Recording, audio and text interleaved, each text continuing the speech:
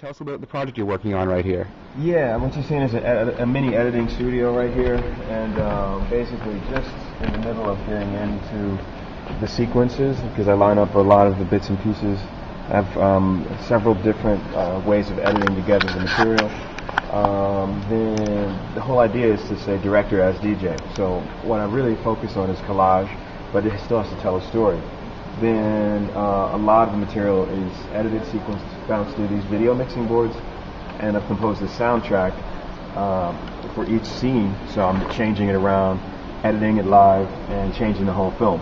So the point is that we need to think of it like, I think in the near future everything's going to be about video and remixing. You're going to take this video and edit it, probably cut it, splice it, do whatever. That's going to be the natural vocabulary of the. You know, whether it's kids remixing video games like Machinima, or people going crazy cell phone video, and everything is going to me, the 21st century started when Saddam Hussein's video was on everybody's cell phone. The video of his execution was online? 9/11 was very 20th century in a certain way. I'm not saying it as a negative or positive, but the media spectacle, the repetition of image, you know, the way they just kept making the towers fall. Everybody was like the 21st century started with that, but I actually think it's the micro cinema, the smaller scale images that have horror or destruction, that you really realize people are documenting everything, like the life, bits and pieces. It's a long story, but Griffith was one of the first film directors to really get into this idea of mass culture production. You know, it's the first blockbuster film, stuff like that. So, Rebirth of a Nation is a remix of D.W. Griffith's 1915 film. Most of our audience probably knows a little bit about The Birth of a Nation. Do you mind telling us your take on it real fast?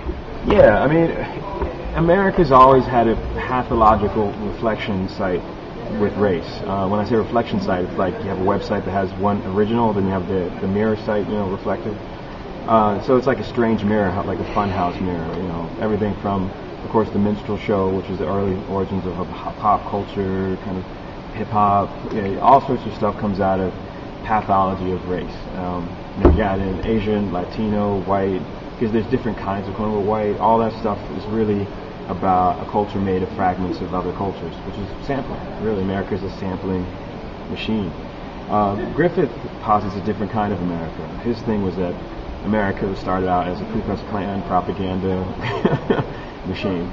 And the whole issue of thinking about race in cinema, really, this is the DNA of that. He kind of popularized the idea of whites being in fear of black sexuality and violence.